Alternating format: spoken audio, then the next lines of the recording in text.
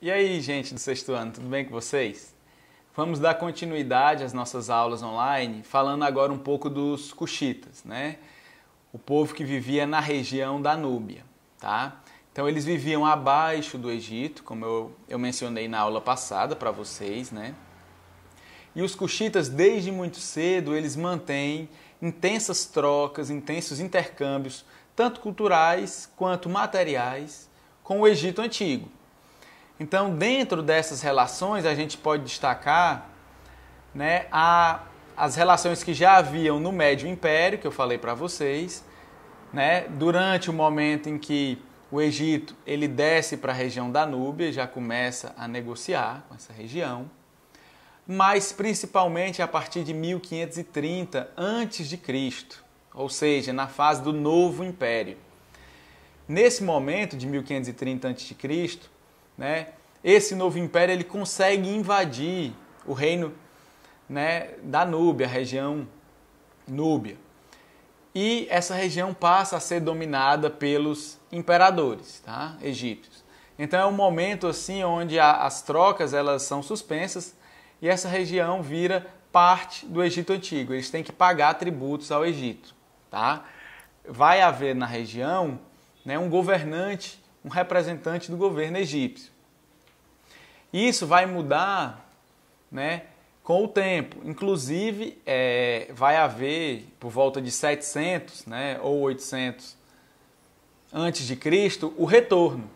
Vai ser os cuxitas que vão dominar o Egito, eles vão conseguir se fortalecer, né, e criar no Egito suas próprias dinastias de faraós. Eles conseguem derrotar o faraó e se colocam como faraós no Egito, tá? Então isso acontece por volta de 800 a.C.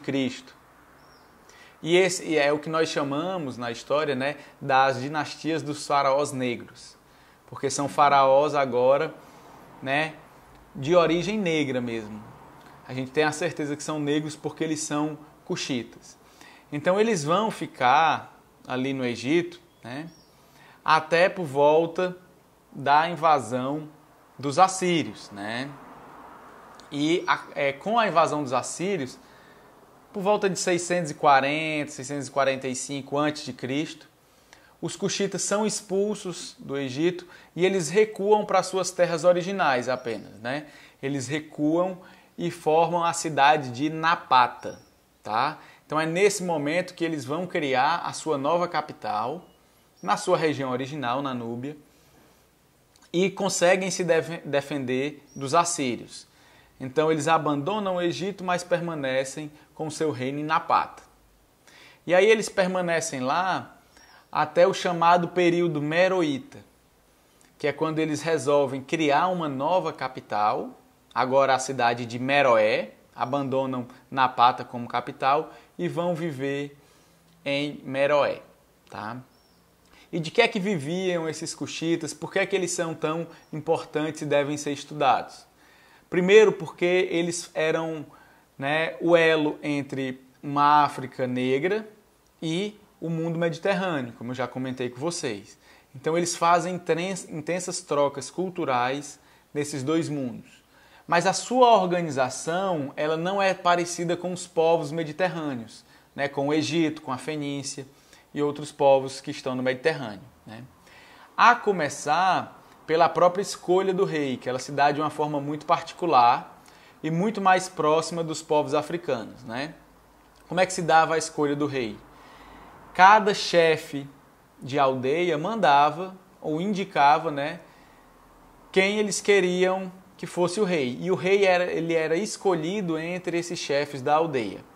Não havia uma dinastia muito clara, não havia aquele sentido de sucessão de pai para filho, mas prevalecia o chefe que tivesse a maior capacidade de governo, que fosse mais forte, que conseguisse reunir e criar através de fidelidade, né, o maior grupo, né, aquele que tivesse, digamos, a maior bancada, para falar assim, tá?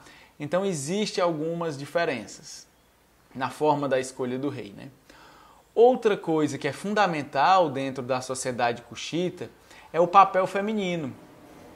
Na sociedade cuxita, né, seja na época meroíta ou durante o período de Napata, as mulheres elas tinham um papel muito grande. Elas eram muitas vezes coletoras de impostos, elas eram líderes religiosas, sacerdotisas, elas ocupavam inclusive a função de chefia mesmo, a maior função dentro do governo. Eram as chamadas mães dos reis. Quem que era a mãe do rei, né? O nome mãe do rei ele era traduzido na época por Candace. A Candace, que é como se fosse uma governante, né? Ela muitas vezes chegava a superar em autoridade o próprio rei. Então nós temos aqui, a depender da mulher e da força que ela conseguia, né, reunir em torno dela, o governo feminino. Por isso que o império, né, e o reino de Kush ele é tão importante, tá? Nós temos algumas diferenças fundamentais, então vamos lá.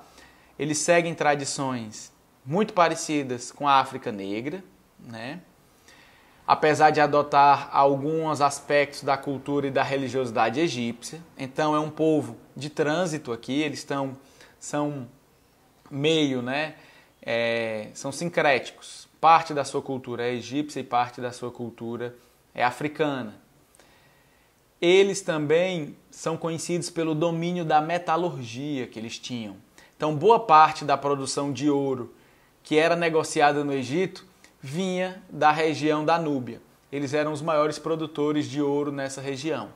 Mas não só ouro, eles produziam ouro, ferro, cobre e muitos outros metais. Então eles eram excelentes metalúrgicos, né? Excelentes artesãos e eram conhecidos por esses trabalhos.